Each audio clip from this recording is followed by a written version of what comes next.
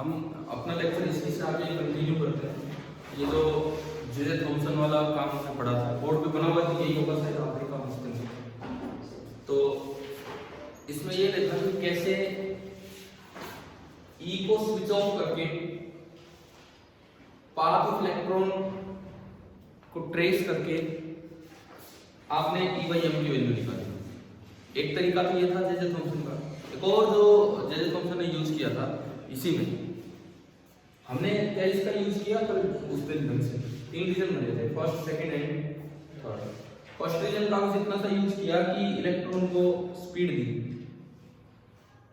आप इलेक्ट्रॉन को नीचे उठते तो आपको पता ही नहीं होगा क्या होगा। बाद में वो देखते भी नहीं होते, जैसे मैं लेक्चर भी डाल दिया वो भी नहीं देखते तो फिर आ ही जाएगा कौन सा।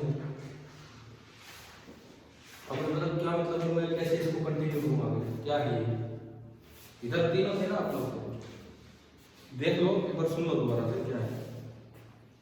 जे थॉमसन ने ये एक थोड़ा सा हिस्टोरिकल एक्सपेरिमेंट था जिससे जे थॉमसन को ही श्रेय जाता है इलेक्ट्रॉन की डिस्कवरी का। कारण ये एक्सपेरिमेंट ही है, उन्होंने ही इसके बारे में स्पेसिफिक चार्ज मतलब क्यू बाई एम और ये सब निकाले थे।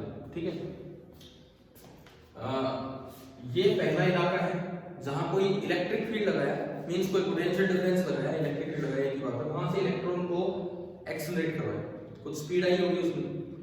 कभी इलेक्ट्रॉन, ये बीच वाला इलाका है सेकंड पार्ट, जिसमें क्रॉस ई और बी दोनों लगे हैं।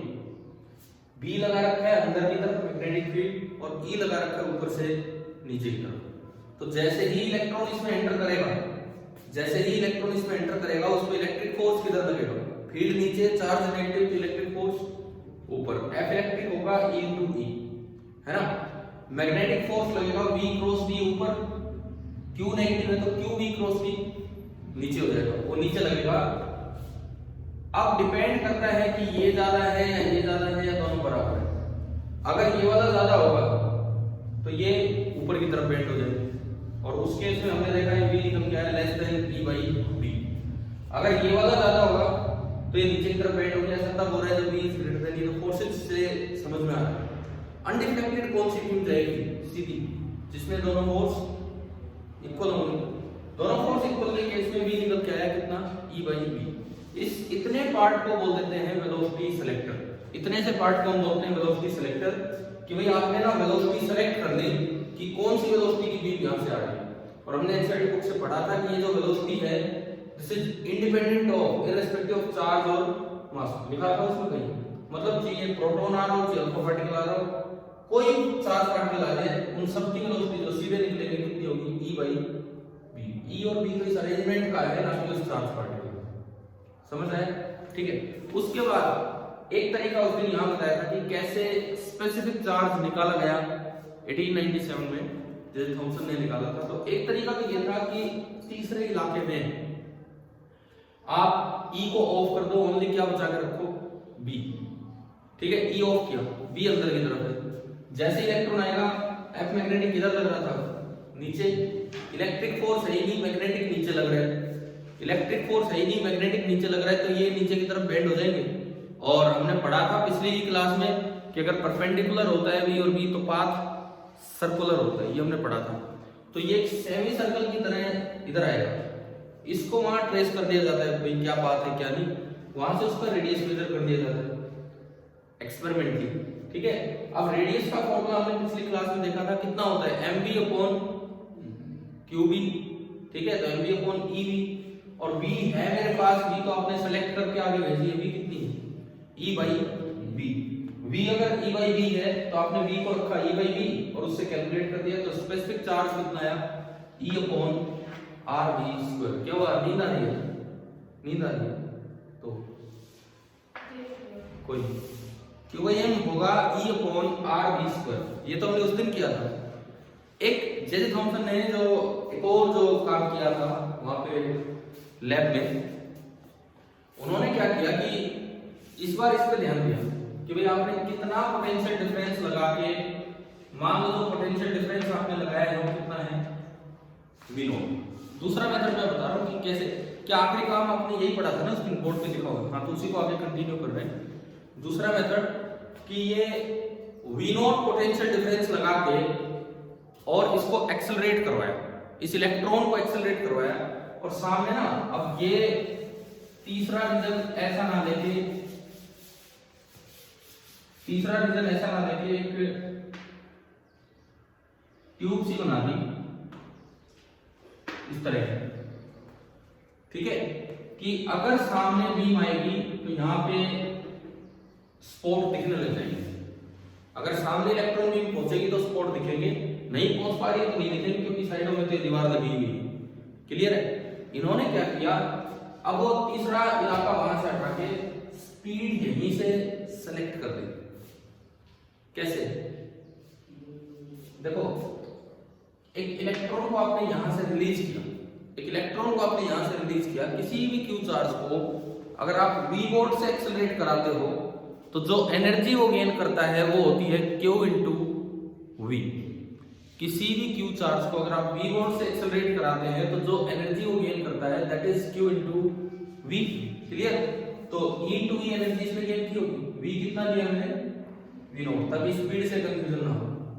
तो इस इलाके की जो इक्वेशन बनी वो बनी e into V naught is equal to half into mass of electron into speed का स्क्वायर। क्लियर? यहां से भी निकल के आया 2e⁻⁻⁻ अपॉन m का अंडर रूट। e है चार्ज, m है मास ऑफ इलेक्ट्रॉन और v नॉट को स्पीड दी है। v नॉट क्या है? Applied potential difference. ठीक है, अंडर रूट 2e⁻⁻m, ये वेलोसिटी निकल के आई यहां से। ठीक है, अब आपने अलग अलग e और v की वैल्यूज रख के देखी, कभी ये चेंज किया कभी वो।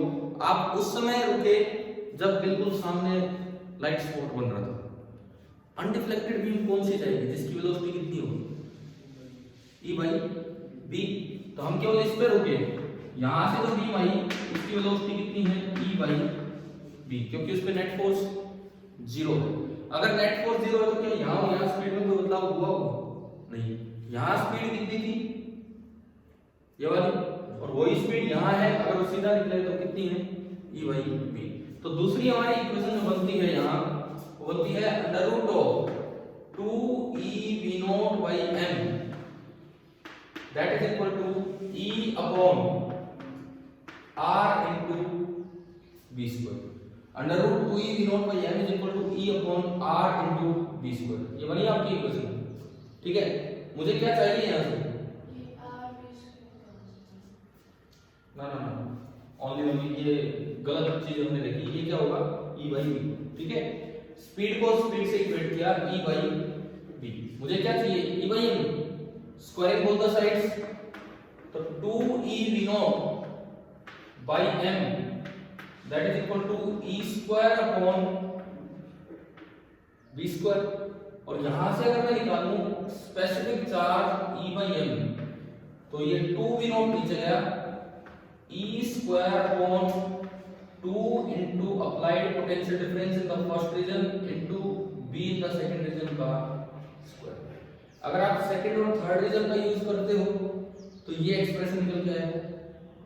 ठीक है, अगर फर्स्ट और सेकंड रीजन का यूज करते हो तो ये एक्सप्रेशन निकल के आएगा। सवाल किसी पे भी बन के आ सकता है, लेकिन आपको दोनों चीजें क्लियर होनी चाहिए इस तरह से।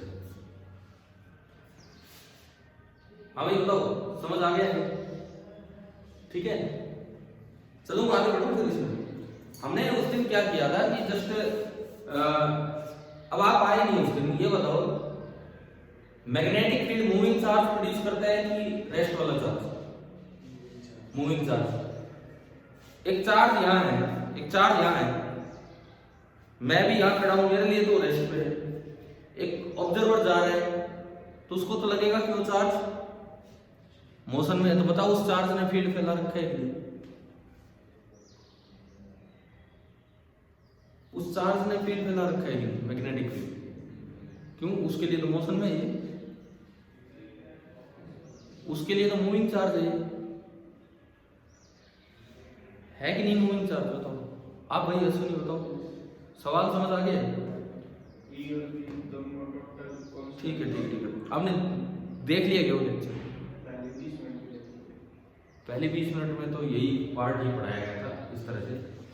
चलिए ठीक है, अब मैं ये कह रहा हूँ, देखो ये बैच आप लोगों ने सुबह का करवाया, दूसरा दिन आज सुबह की क्लास का, कितना आधे भी बच्चे नहीं आ पा रहे, आधे भी नहीं आ रहे जो आ सकते हैं, जो आ रहे थे शाम को उनमें से, खासकर जो सुबह के करवा रहे थे वही नहीं पहुंच रहे, फिर क्या फायदा है बताओ? क्या हमें सुबह कंटिन्यू रखना चाहिए? तो मेरे को कोई फर्क नहीं पड़ रहा यार, मेरे लिए आप सुबह हो शाम को, मैं तो दोनों टाइम पढ़ा, क्या सुबह कंटिन्यू रखना चाहिए? अगर इस तरह की ये स्ट्रेंथ रहती तो कोई मतलब ही नहीं है फिर तो। अगर हाँ शाम को भी ये स्ट्रेंथ हो, जब तो कोई फर्क ही नहीं पड़ता भाई, सुबह कर लो चाहे शाम को कर लो, लेकिन मुश्किल से बच्चे पहुंच पा रहे हैं, ये हाल हो गया। चलो कोई नहीं, अब ये अब यहां तक समझ आ गया है, ठीक है। हमने उस दिन ये बताया था कि मैग्नेटिक फील्ड का जनरेशन भी ऑब्जर्वर डिपेंडेंट है, और मैग्नेटिक फील्ड का इफेक्ट जो फोर्स लगेगा वो भी ऑब्जर्वर पे डिपेंड करता है। क्लियर? उसके बाद फिर हम गए थे थोड़े फोर्सेस की तरफ, कि लोरेंट फोर्स इक्वेशन पे हम गए। लोरेंट फोर्स इक्वेशन से आगे बढ़े तो हमने देखा कि इस तरह का कुछ अरेंजमेंट बनाया जा सकता है जिसको बोला गया वेलोसिटी सेलेक्टर, ठीक है। उस दिन एक और चीज पढ़ी थी कि जब कोई रिवॉल्व करता है, चार्ज पार्टिकल जब सर्कल में रिवॉल्व करता है, तो उसका जो टाइम पीरियड है, क्या वो उसकी एनर्जी पे डिपेंड करता है कि नहीं?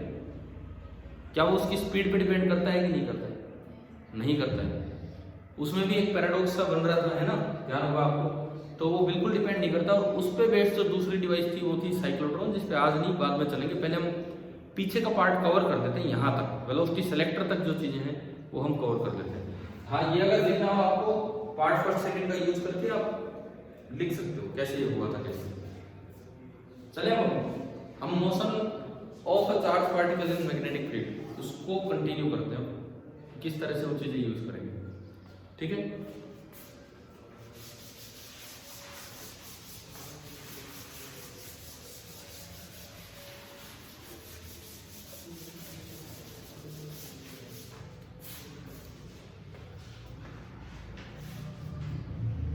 देखो, एक पहला केस हमने लिया था, वो मैंने करवा दिया उस दिन, की परपेंडिकुलर हो, V और V एक दूसरे के परपेंडिकुलर हो तो पाथ कैसा होता है?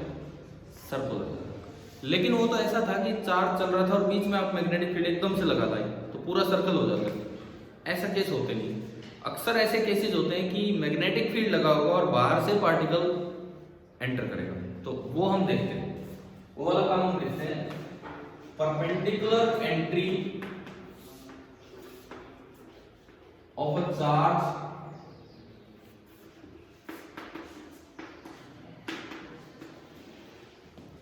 in B।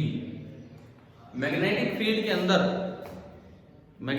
अंदर किसी चार्ज की परपेंडिकुलर एंट्री, ये वाला पार्ट हम देखेंगे, ठीक है। बाहर से एंट्री होगी, जैसे मान लो इस इलाके से इधर तो B है 0 और इससे इधर भी नॉन जीरो, इस तरह का कुछ काम हो जाए, और आपने एक मैग्नेटिक फील्ड लगा रखा है क्रॉस डायरेक्शन में। क्रॉस का मतलब इनवर्ड। आपने एक मैग्नेटिक फील्ड लगा दिया इनवर्ड डायरेक्शन में, इस तरह से, ठीक है। अब अगर मैं कैसे भी एंट्री लूं, फॉर एग्जांपल सपोज मैंने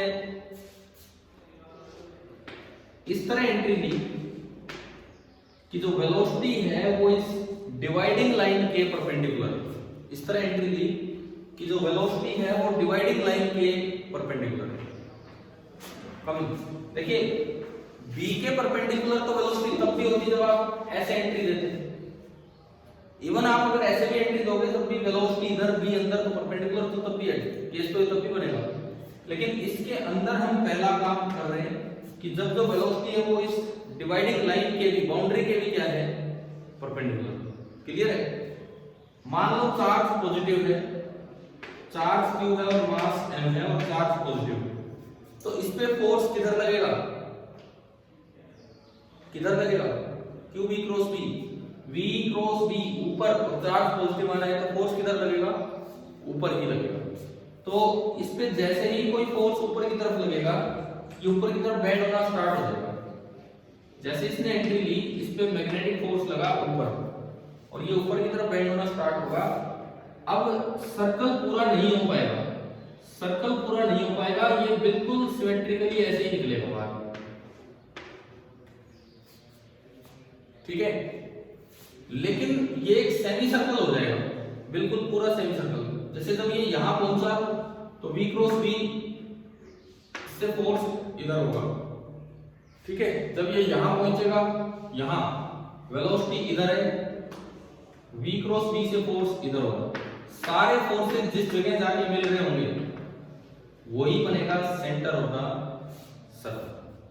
सारे फोर्सेस जिस जगह जाकर मिलेंगे वो आपका बनेगा सेंटर ऑफ द सर्कल। ठीक है, अब देखो इसमें ये पूरा एंगल 180 डिग्री दिख रहा है, इट मींस ये सेमी सर्कल हो गया। पहला सवाल, जब ये बाहर निकलेगा तो वेलोसिटी चेंज होगी ही, बिल्कुल चेंज होगी क्योंकि डायरेक्शन पलट चुकी है, लेकिन मैग्नीट्यूड सेम होगा।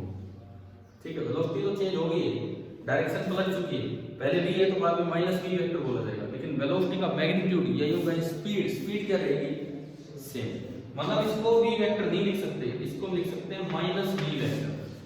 जब ये बाहर निकलेगा स्पीड क्या रहेगी, बिल्कुल सेम। ठीक है, क्या कोई भी ऐसा केस हो सकता है कि मैग्नेटिक फोर्सेस का वर्क नॉन जीरो आ जाए?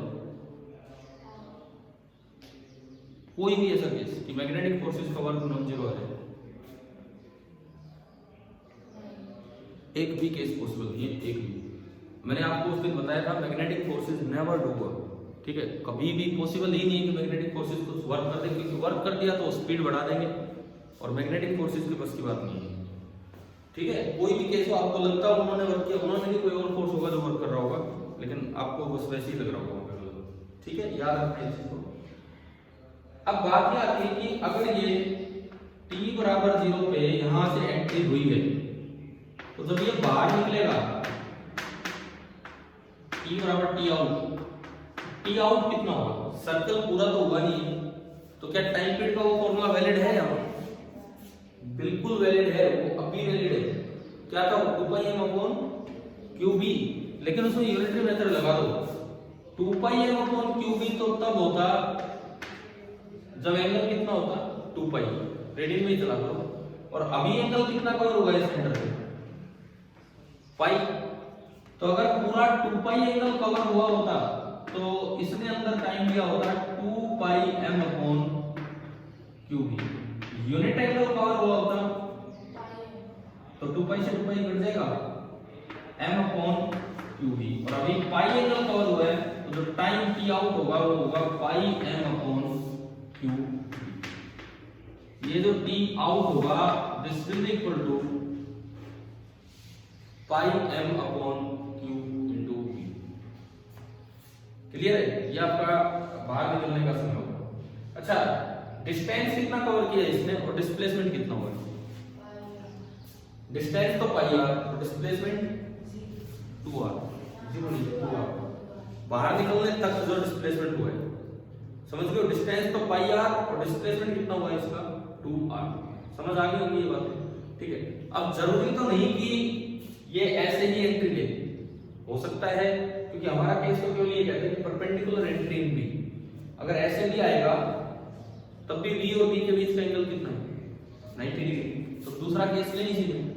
ठीक है, कुछ आपको लिखना हो तो लिख लिया करो इसके साथ साथ, नहीं तो फिर मैं आगे चलता रहूंगा इसको उठाकर। ठीक है, सेकंड केस हम लेते हैं।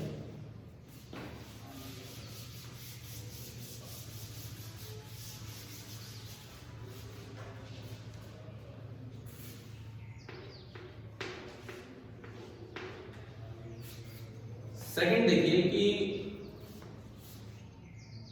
फिर से वही लाइन, इससे इधर b नॉन जीरो और इससे इधर b जीरो, यहां वही क्रॉस b है, मतलब क्रॉस b अंदर की तरफ है। Cross t and b word तब यूज किया था जब दो फील्ड एक दूसरे के परपेंडिकुलर हो। और एंट्री कुछ ऐसे ली है पॉजिटिव चार्ज में किसी v वेलोसिटी के साथ। मैं स्पीड ही दिखा देता हूं वेक्टर की वजह। चार्ज ये चल के आ रहा है qm, मान लो इस लाइन के साथ इसकी वेलोसिटी का एंगल कितना है, मतलब इधर की तरफ दिखाया मैंने थीटा, ठीक है। अब पहले तो इसका सर्कल का सेंटर आप आइडेंटिफाई कीजिए। इस पे फोर्स किधर लगेगा, V cross P, charge positive मान लो, फोर्स इधर लगेगा, यानी कि इस पे जो फोर्स आया होगा वो इस डायरेक्शन में आना है। इसका मतलब इस लाइन पे कहीं कहीं ना कहीं इस लाइन पे ही इसका सेंटर है। फोर्स कितना लगेगा, क्योंकि V और B के बीच का एंगल 90 डिग्री है, थीटा नहीं है। V और B के बीच का एंगल 90 डिग्री है, ना कि थीटा है, इसलिए फोर्स कितना लगेगा, QVB into sin 90 degree. Clear, ठीक है। इसके बाद देखो ये इधर फोर्स लग रहा है तो ये ऐसे ही बेंड होगा, और ये आधा सर्कल भी नहीं, उसका कुछ पार्ट ही कवर करके और यहां से उतनी ही स्पीड से बाहर आएगा। और बाई सिमेट्री अगर ये वाला एंगल थीटा था तो ये वाला एंगल भी कितना होगा, थीटा ही होगा। अब निकलते समय फोर्स कहां लगेगा, किधर, V क्रॉस B इधर लगेगा। तो निकलते समय जो फोर्स लगेगा वो इधर की तरफ आया, ये, ठीक है। ये F इस साइड पे है, तो सेंटर हमारा आइडेंटिफाई हो गया। सर्कल का रेडियस R, उसमें कोई कंफ्यूजन ही नहीं है। R अभी भी कितना रहेगा, MV/QB। अब बात आती है कि कितनी देर, ये तो आधे टाइम भी नहीं रहा इस फील्ड में यहाँ पे, तो वो T आउट कैसे निकालेगा, T बराबर 0 पे एंट्री लिए, तो T आउट कैसे निकालेगा, यूनिटरी मेथड से निकाल लेना है। ये किसी तरह सेंटर पे जो एंगल बनाया है वो ढूंढो, कितना एंगल है, 90 कैसे, 90 माइनस 2 उसको रेडियन में ही बोल दिया करो, क्योंकि थीटा की वैल्यू हमें नहीं पता। देखो ये थीटा, ये है 90, यहां भी ये है 90, पूरा 180 में से 90 गया और थीटा गया, तो ये बचा आपका 90 माइनस थीटा, ये भी बचा 90 माइनस थीटा। और एक ट्रायंगल के तीनों एंगल्स का सम कितना होता है, 180 में से 90 माइनस थीटा और 90 माइनस थीटा घटाओगे तो ओनली 2 थीटा बचता है। हम इसमें भी गलती कर रहे हैं, ये जो सेंटर पे एंगल आया ये मेरे हिसाब से तो ओनली 2 थीटा ही आ रहा है।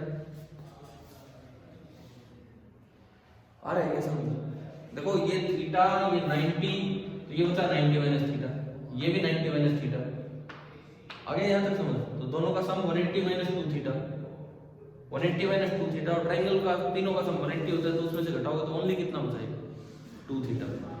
अब फिर से वही यूनिटरी मेथड, अगर 2 पाई एंगल होता तो टाइम लगता 2 पाई m upon QB, unit angle होता तो 2 पाई कट जाता, और फिलहाल एंगल है 2 थीटा, तो जो टाइम आउट होगा वो होगा 2 theta into m upon Q into B। Clear हुआ कि नहीं, ठीक है। इसके बाद अगर इसी सवाल में ये दे दिया जाए कि ये चार्ज नेगेटिव है, इसी तरह एंट्री हुई है, अब इसका टी आउट निकालो, करो आप ट्राई। ये चार्ज अगर नेगेटिव होता तो टी आउट क्या होता,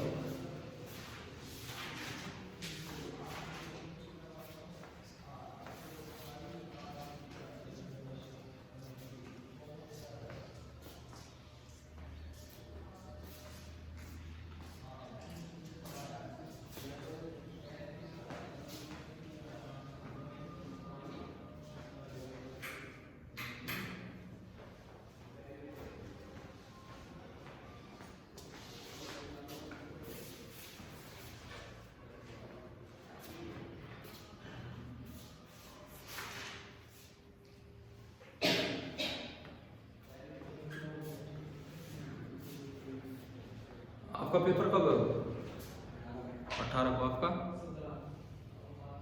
आपने भर रखा है नहीं, 18-17 ये कर दिया कम्युनिकेशन और ये सब, एक बार भी नहीं किए, तब सिलेबस नहीं करके जा रहे हो जेईई मेंस का, फिर पेपर क्या देने जा रहे हो?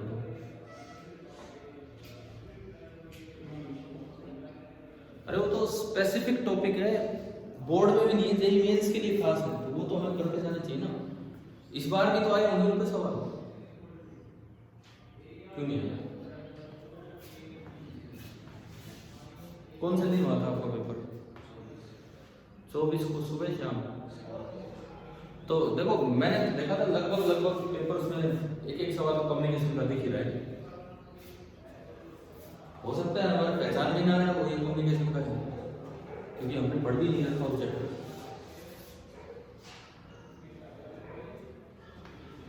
कि कहीं पे ऐसे कोई वर्ड कोई चीज तरह याद है क्या? मॉड्यूलेशन इंडेक्स या तो वेव दे रखी हो, उनका सुपरपोजिशन कुछ करवाया उसमें आ तो रहे, मतलब आपके मेंस पेपर में इस बार 3-4 बार ऐसे सवाल है।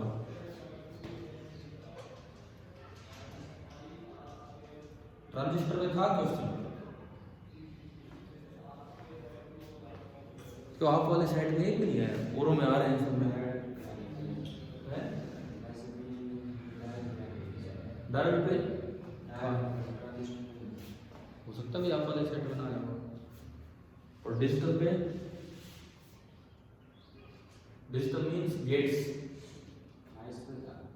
पे थे।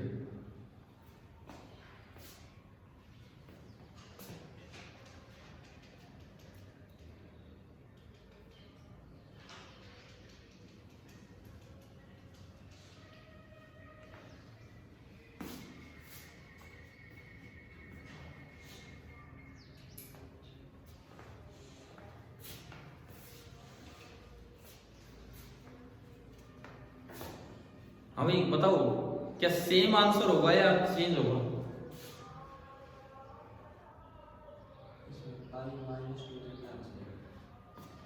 देखते हैं।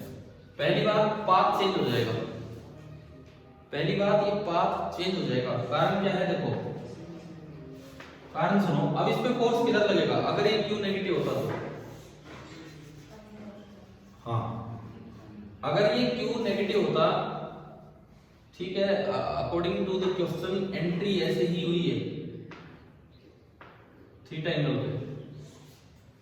अगर ये क्यू नेगेटिव होता तो v क्रॉस v तो इधर आया, तो फोर्स किधर आता?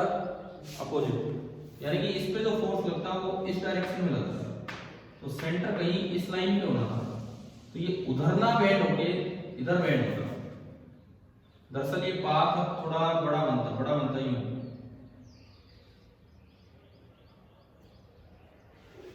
ऐसे। और ये बिल्कुल उसी तरह से सिमेट्रिकली निकल के आता, स्पीड उतनी ही रहती, वेलोसिटी तो चेंज होगी है।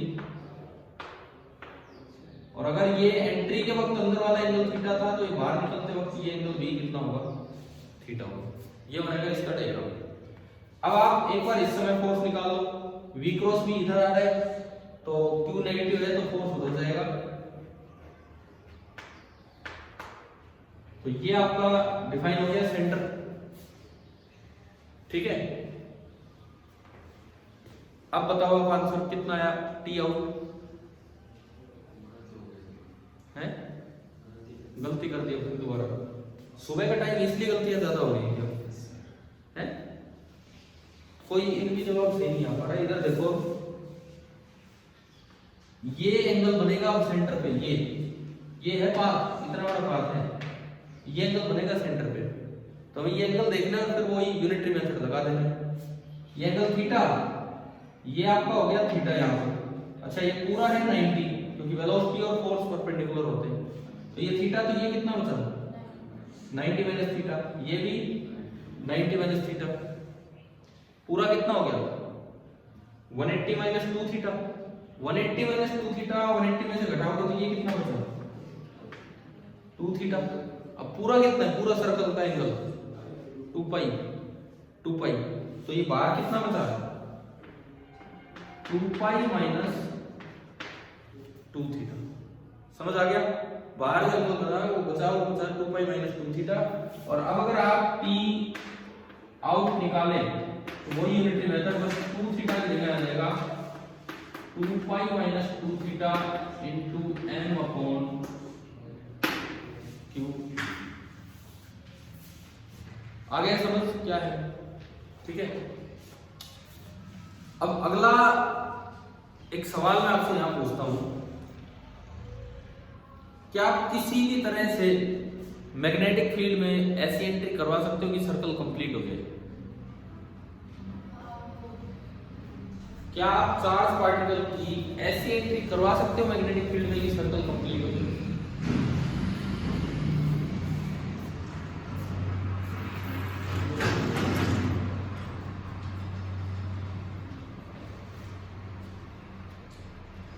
देखो मान लो वो सर्कल बड़ा था कि ये बड़ा है?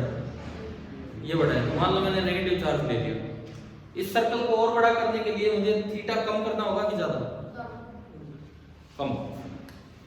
थीटा बढ़ाओगे तो सेमी सर्कल की तरफ जाएगा।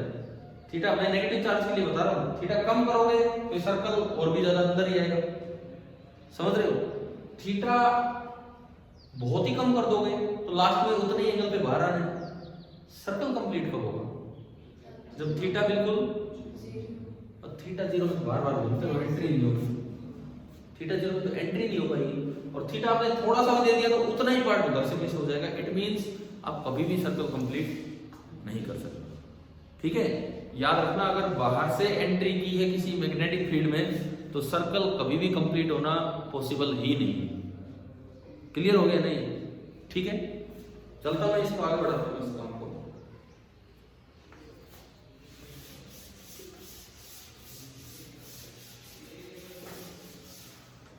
अब जरूरी नहीं कि, अच्छा ये जो पाथ जो बना था अभी, अगर डिस्टेंस पूछे तो radius into angle at the centre, कर आर्क की लेंथ ही तो है वो। समझ रहे हो? डिस्टेंस पूछे वो मिटा दी मैंने दोनों बार डायग्राम, तो रेडियस इनटू जो भी 2 पाई माइनस 2 थीटा था वो रेडियस आपको निकालना आता ही। क्लियर? डिस्प्लेसमेंट पूछे तो केवल ज्योमेट्री का यूज है। डिस्प्लेसमेंट में तो ज्योमेट्री का यूज है कि कहां से एंट्री हुई थी और कहां से बाहर हुई। चले आगे। अब जरूरी नहीं कि परपेंडिकुलर एंट्री हो सकता है ऑब्लिक एंट्री हो जाए। ऑब्लिक मतलब थीटा ना तो 0 डिग्री है, ना 90 डिग्री है, ना 180 डिग्री। किस किस के बीच का थीटा? किस किस के बीच का एंगल? किन क्वांटिटीज के बीच का एंगल? वेलोसिटी और मैग्नेटिक फील्ड। वेलोसिटी और मैग्नेटिक फील्ड के बीच का एंगल 0, 90 डिग्री और 180 डिग्री के अलावा कुछ और। ठीक है, देखते हैं इसमें। जैसे मान लो आपने मैग्नेटिक फील्ड लगाया है आगे, यूनिफॉर्म है, और एंट्री कुछ ऐसे करवा। अब मैंने बी क्रॉस नहीं लिया, अंदर की तरफ नहीं लिया, ऐसे दिखा दिया, और ये मैंने वेलोसिटी ले ली at some angle theta.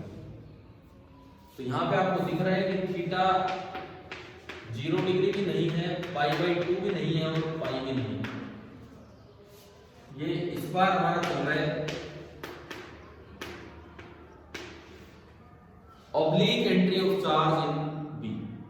Oblique entry of charge in B, ये हम स्टार्ट कर रहे हैं। ठीक है, तो इसमें क्या होगा, देखो आपको बी के दो टुकड़े कर लेने हैं।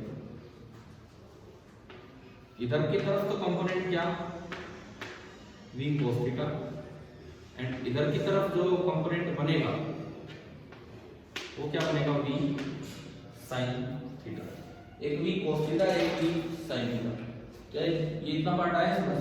ठीक है, v cos थीटा कंपोनेंट की वजह से मैग्नेटिक फोर्स लगेगा कि नहीं लगेगा? नहीं लगेगा, क्योंकि v cos theta component v के पैरेलल है। तो अगर v और v पैरेलल हो जाते हैं तो 0 फोर्स होता है, पढ़ा था हमने। v sin थीटा की वजह से फोर्स लगेगा क्योंकि वो v के परपेंडिकुलर है।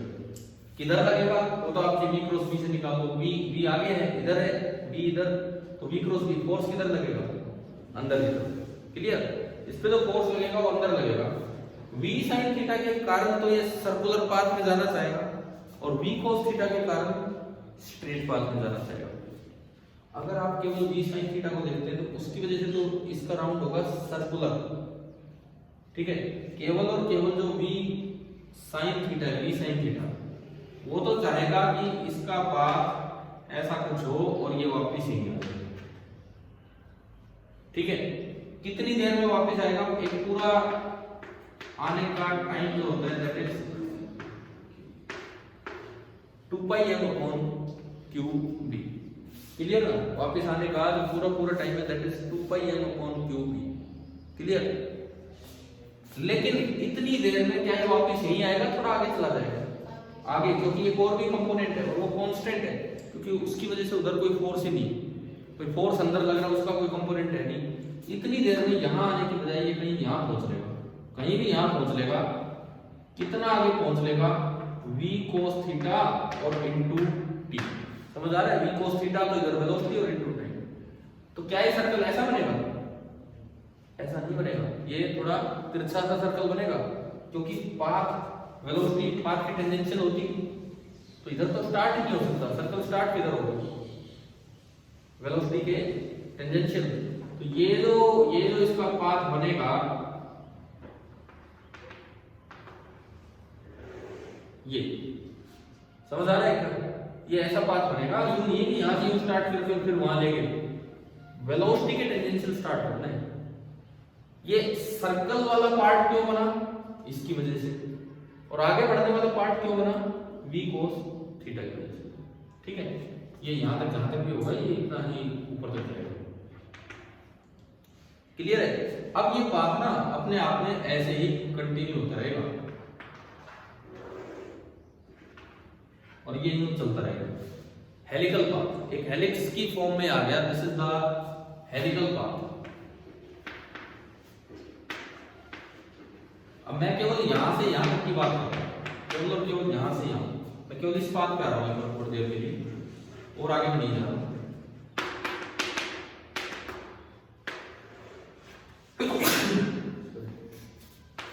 यहां से अगर t बराबर 0 पे शुरुआत हुई थी तो वहां वो कब पहुंचेगा?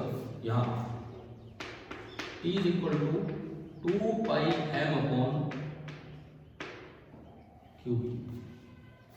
समझ आ रहा है?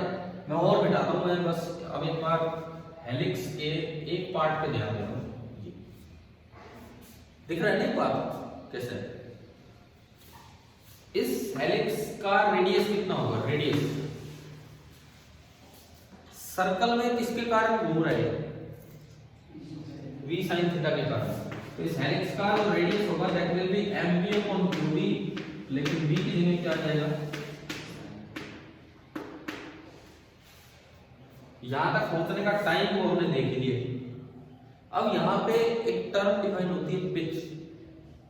पिच का मतलब है कि दो सर्कल्स के बीच की दूरी, मतलब जब एक पाथ पूरा हुआ तो कितना आगे जा चुका है।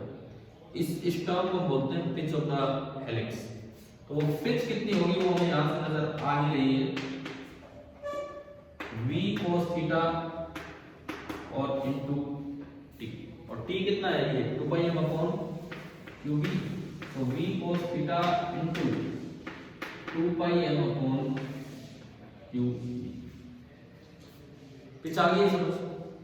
अब आप ये बताओ डिस्प्लेसमेंट कितना होगा? अगर पूछा जाए एक कंप्लीट सर्कल हुआ तो आगे पहुंच गए, डिस्प्लेसमेंट कितना होगा पार्टिकल का? पिच के बराबर। पिच के बराबर यही तो डिस्प्लेसमेंट है इसका। एक कंप्लीट पाथ, एक सर्कल का पाथ होने में मतलब कितना डिस्प्लेसमेंट हुआ? v cos theta into t, जो इसकी पिच है। समझ आ रहा है? अब बताओ डिस्टेंस कितना है यहां तक, यहां से लेके यहां तक ये डिस्टेंस।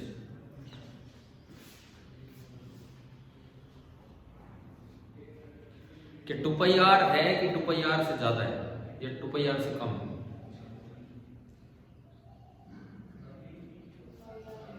2πr ही है।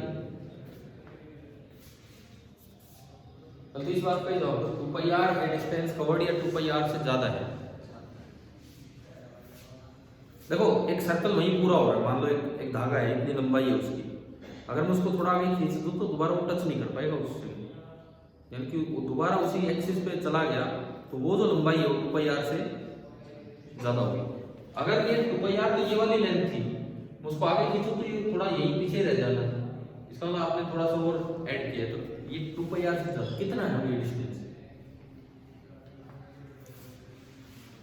करो एक बार ये बताओ, ये डिस्टेंस कितना है?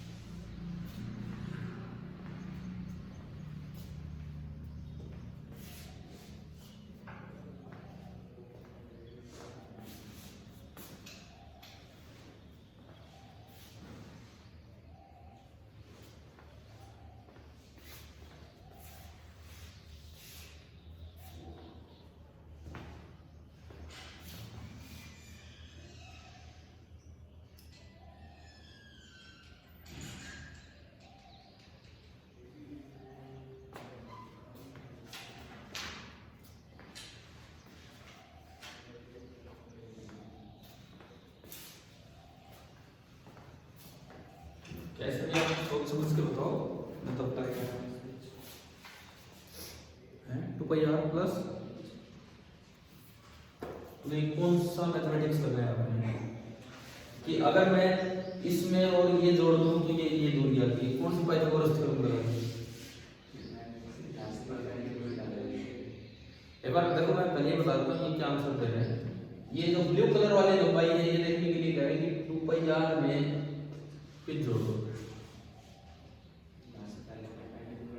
मैं एक बार फिर बोल देता हूँ, अगर इनिशियल और फाइनल पॉइंट सेम हो तो दो अलग अलग पाथ से आने पे डिस्प्लेसमेंट सेम होता है, डिस्टेंस सेम होना जरूरी नहीं है। आप एक तो इस ब्लू वाले पाथ पे चलते हैं, एक आप पहले इसके इस ऑरेंज वाले पाथ पे जाकर फ्री लूम आ रहे हो, दोनों में डिस्टेंस बिल्कुल अलग मिलेगा, सेम नहीं मिलेगा। तो आपने तो वो जोड़ दिया ना, उसमें वो नहीं है।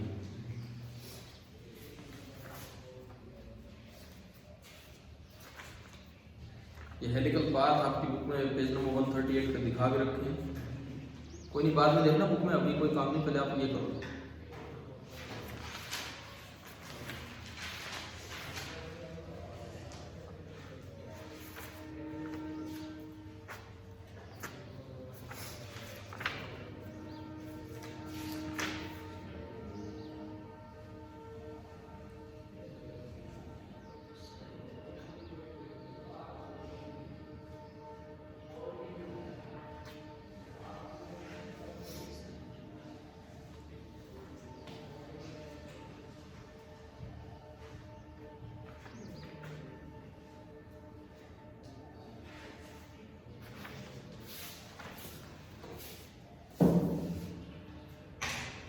हाँ ये बताओ यार, काफी टाइम लगा इसमें।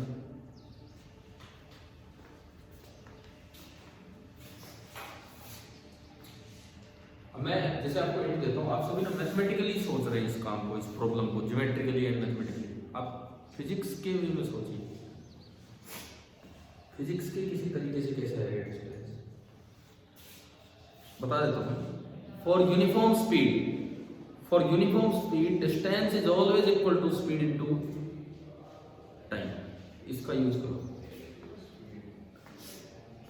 क्या मैग्नेटिक फील्ड कभी स्पीड चेंज कर सकता है? नहीं कर सकता, ये तो इसमें कोई डाउट ही नहीं है। तो आपकी कैसा ही पाथ बना लो, कैसा ही पाथ बना लो, distance covered is equal to speed into time. ये जो ब्लू वाला जो पाथ बनाया है ये डिस्टेंस हमें निकालना है। स्पीड कितनी है? v cos थीटा, v तो स्पीड है वो तो v है ना पूरे रास्ते। टाइम कितना लगा यहां से यहां तक आने में? 2 पाई अपॉन qb। तो डिस्टेंस ये जो एक पार्ट दिखाया है सेलिक्स का, उसमें डिस्टेंस कितना हो जाएगा? v इंटू 2 पाई m अपॉन तो कोई बहुत ही भारी भरकम दिमाग लग रहा है। हम क्या करते रहे, हम मैथ्स में घुसे रहे कि मैं ये निकालूं वो निकालूं, ज्योमेट्रिकली गए रहे, लेकिन ये तो फिजिक्स से बड़ी आसानी से आ रहा है। हाँ हाँ बिल्कुल।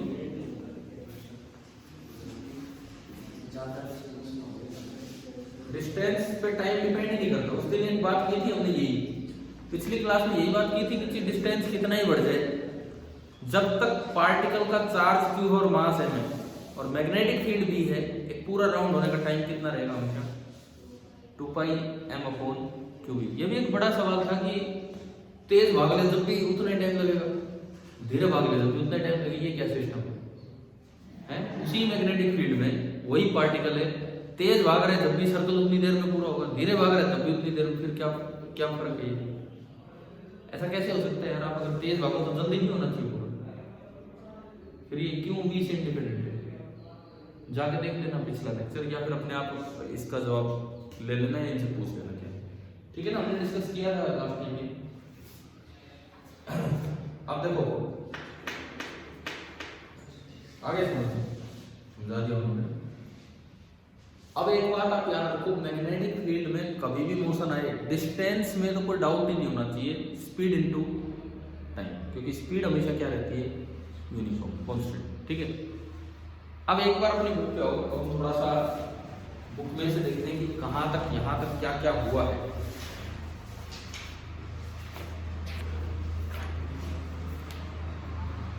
देखो यहाँ तक आपका जो करने लायक काम है, जो आप पढ़ सकते हो बुक से, chapter 4 moving charges and magnetism, ये वाला चैप्टर है। इंट्रोडक्शन के बाद आता है मैग्नेटिक फोर्स के सोर्स एंड फील्ड, ठीक है? वही चीजें हैं, इसमें पढ़ लेना आप। उसके बाद है magnetic force, Lorentz force, Q × E + B × B, electric और मैग्नेटिक। 3 पॉइंट दे रखे हैं, इन पर ध्यान देना। बी की यूनिट क्या होती है? टेस्ला, है ना?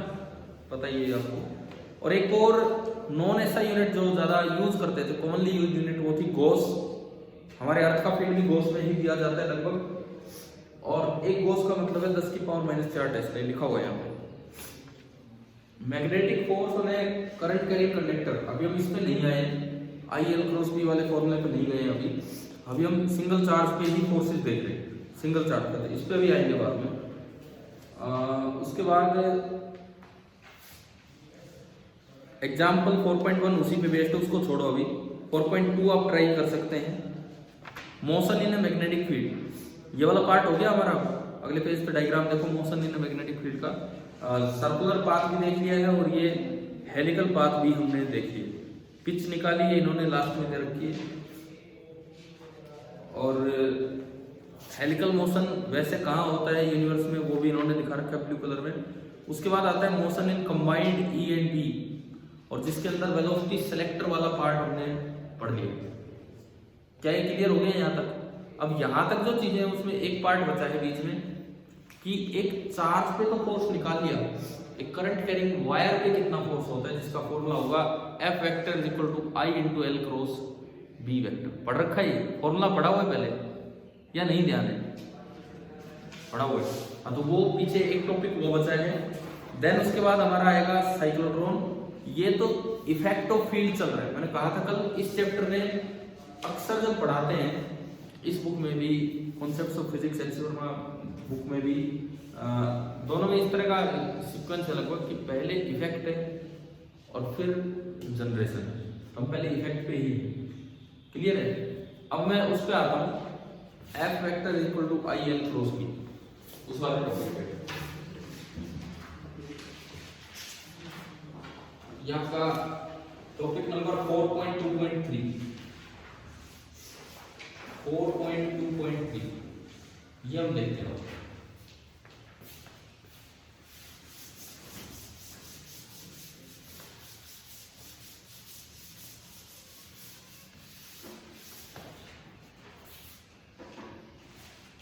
देखो, जैसे कभी भी कोई करंट कैरिंग वायर हो,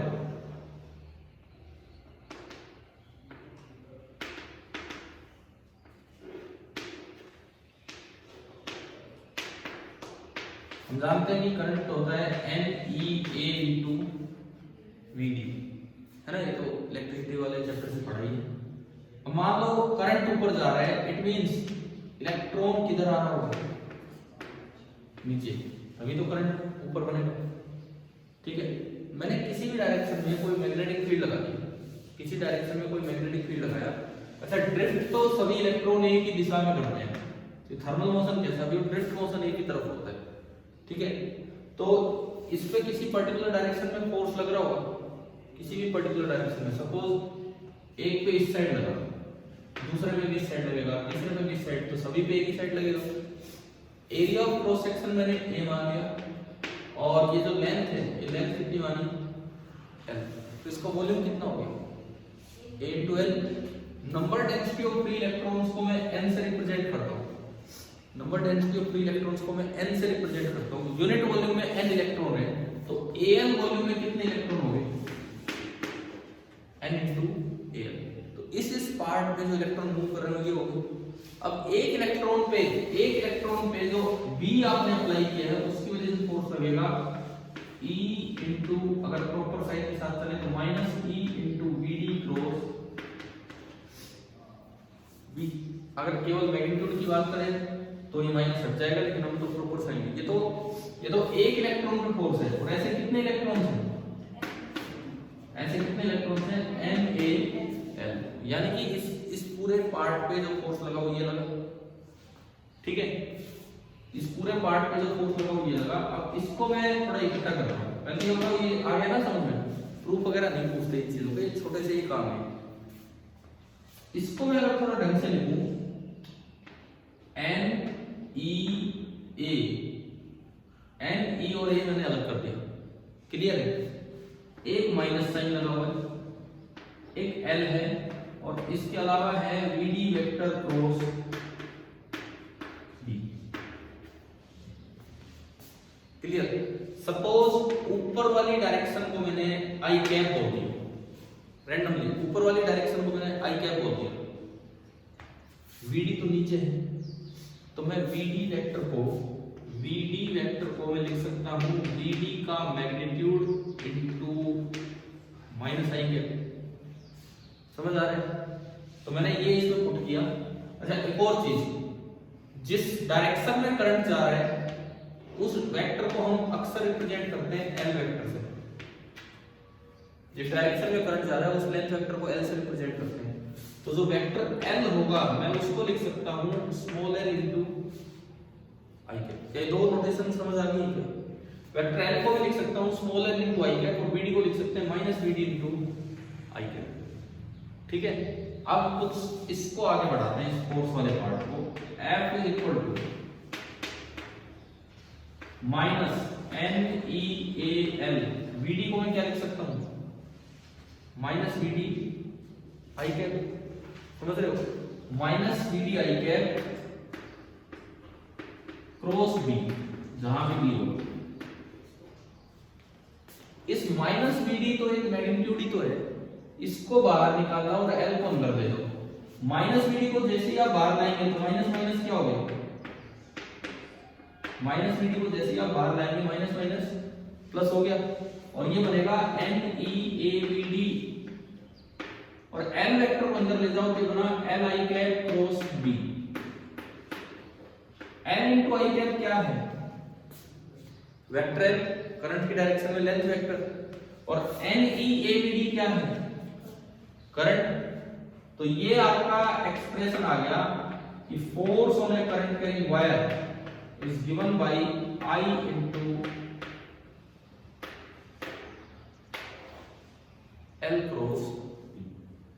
force on A current carrying wire is given by I current into L cross B। L vector length लेनी है वायर की, स्ट्रेट वायर की, जिस डायरेक्शन में करंट जा रहा है उस डायरेक्शन, और B है अप्लाइड मैग्नेटिक फील्ड। फॉर्मूला पढ़ा भी हुआ होता है, छोटा सा प्रूफ है, लेकिन कई बार इसमें ये बच्चा कंफ्यूज हो जाता है माइनस प्लस में कि कैसे करें, तो कोई एक direction I cap J cap K cap मान के अपना कर दिया करो, समझ आएगा फोर्स, ठीक है। इसका यूज, अच्छा ये फॉर्मूला वैलिड है अगर ये वायर स्ट्रेट ना हो तब भी, फील्ड यूनिफॉर्म होना चाहिए, फील्ड यूनिफॉर्म हर जगह। अगर ये वायर स्ट्रेट ना भी हो ना, ऐसे टेढ़ी मेढ़ी वायर हो, करंट इधर से इधर जा रहा है, इधर से इधर, तो आप एल वेक्टर स्ट्रेट वेक्टर बना दो। ठीक है, एक स्ट्रेट वेक्टर बना दो इनिशियल पॉइंट से फाइनल पॉइंट को ज्वाइन करते हुए, और उसके बाद आप निकाल लेंगे एल क्रॉस बी। क्लियर है यहां तक? ठीक है, जैसे इसमें जो सोल्ड एग्जांपल है, सोल्ड एग्जांपल नंबर 4.1 वो देखते हैं हम एक बार। आपकी बुक में पेज नंबर 136 पे सोल्ड एग्जांपल नंबर 4.1 देखिए, इसमें क्या कुछ है। Straight wire of mass 200 gram, length दे दिया, करंट दे दिया, suspended in mid air by applying a uniform horizontal magnet. अब देखो एक वर्ड आ गया हॉरिजॉन्टल। हॉरिजॉन्टल वर्ड आते ही हमारे दिमाग में आना चाहिए कि इसका वेट कंसीडर करना है, क्योंकि हॉरिजॉन्टल और वर्टिकल वर्ड्स तभी होते हैं जब अर्थ की ग्रेविटी हो। अर्थ की ग्रेविटी हो तभी हॉरिजॉन्टल और वर्टिकल वर्ड्स होंगे। क्लियर है? तो हमें mg कंसीडर करना होगा। What is the magnitude of magnetic field? मतलब हवा में एक वायर को रोक के दिखा दिया, हवा में एक वायर को रोक के दिखा दिया तो कितना मैग्नेटिक फील्ड लगाया होगा। हॉरिजॉन्टल वर्ड है, इसका मतलब उस पे mg नीचे लग रहा होगा, तो ऊपर कोई मैग्नेटिक फोर्स लगेगा कितना, ILB, IL क्रॉस बी से। आप कर लेंगे इसको यार सॉल्यूशन देख के, सॉल्यूशन देख के या बिना देखे हो जाएगा आपसे सवाल। जस्ट ये अप्लाई करवा रखा है कि कैसे है। तो एक तो कल तक इतना काम तो अपना करके लाएं, अगर आपको समय मिले या इस चैप्टर में अभी इंटरेस्ट हो तो। जहां से चैप्टर शुरू हो रहे हैं पेज नंबर 140 पे, जहां वेलोसिटी सेलेक्टर खत्म हुआ है, साइक्लोट्रॉन तक, साइक्लोट्रॉन में कल स्टार्ट करूंगा, साइक्लोट्रॉन तक का काम आप इसमें पूरा करके लाएं। सोल्ड एग्जांपल तक कीजिए। एक्सरसाइज में मिक्स है, कहीं जनरेशन के भी क्वेश्चन है, कहीं इफेक्ट के भी। अभी हम जनरेशन पे नहीं आए हैं, तो आपको कोई मिले उनमें सवाल ढूंढ के कर सकते हो, नहीं तो कोई नहीं। कर लोगे यहां तक ये काम? ठीक है, देखो एक्सरसाइज के मैं बताऊं, एक तो पढ़ना कहां तक है वो मैंने बता दिया, साइक्लोट्रॉन जहां स्टार्ट होता है वहां पर। एक्सरसाइज में अब क्वेश्चन नंबर 1 अगर देखें तो जनरेशन का है, जनरेशन ऑफ मैग्नेटिक फील्ड, तो वो तो अभी हमारा स्टार्ट ही नहीं हुआ है कि मैग्नेटिक फील्ड कितना होगा। दूसरा भी जनरेशन, तीसरा भी जनरेशन है। अब फोर्थ ना, ये भी जनरेशन का। फिफ्थ ट्राई करना, एक तो क्वेश्चन नंबर 5 ट्राई करना, ये F बराबर IL क्रॉस B पे है। 6th भी ट्राई करना, 5वां और छठा 2 सवाल तो ये ट्राई करना। मैं आपको इसमें छाट के बता रहा हूँ कौन सा एक्सरसाइज का 4.5, 4.6 पेज नंबर 169 पे। 7th भी नहीं हो सकता है, 8th भी नहीं, 9th भी नहीं।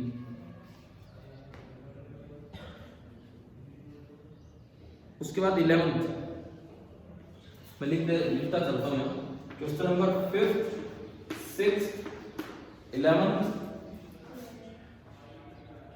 12th,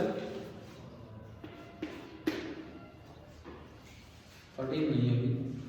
अच्छा, एडिशनल एक्सरसाइज में ये जनरेशन का है, ये भी नहीं, 16 भी नहीं, 17 भी नहीं, 18 भी रहने दो भी। 18th कर सकते हो, 18th करना। क्वेश्चन नंबर 18th, 19th ये हेलिकल पाथ पे। क्वेश्चन नंबर 19th, 20th रहने दो, मैं देख के बताता हूँ। कोई ना हेल्महोल्ट्ज़ कोइल का ये तो जिक्र, बाकी तो वही सकते हैं। 20th भी कर सकते हो। अच्छा, 20 में मेरी बुक में मैंने करेक्शन कर रखा है। अब बीच में लास्ट, सेकंड लास्ट लाइन में ये लिखा है 9 × 10⁻, कितना लिखा है, -5। मैंने इसमें काट के 10⁻5 किया हुआ है, तो अभी मुझे ध्यान नहीं है, बट हो सकता है कि 10⁻5 आप हैं। आपने कितना लिखा हुआ है? हाँ वो प्लस है। आपने कैसे किया हुआ है स्कूल में? नई बुक में है या कुछ करेक्शन कर रखी है? करेक्शन कर रखी है। हाँ तो ये +5 है, ये कर लो अपना चाहिए। अच्छा, उसके बाद 21 कर सकते हो, 21 भी कर सकते हो। 22 छोड़ो, 23 करना। अच्छा सवाल है छोड़ दीजिए बस और नहीं। ये देखो ये कुछ क्वेश्चंस मैंने एनसीईआरटी एक्सरसाइज के दिए हैं यहाँ तक जितना आपने पढ़ा है। साइक्लोट्रॉन जब स्टार्ट होगा उससे पहले तक, ठीक है।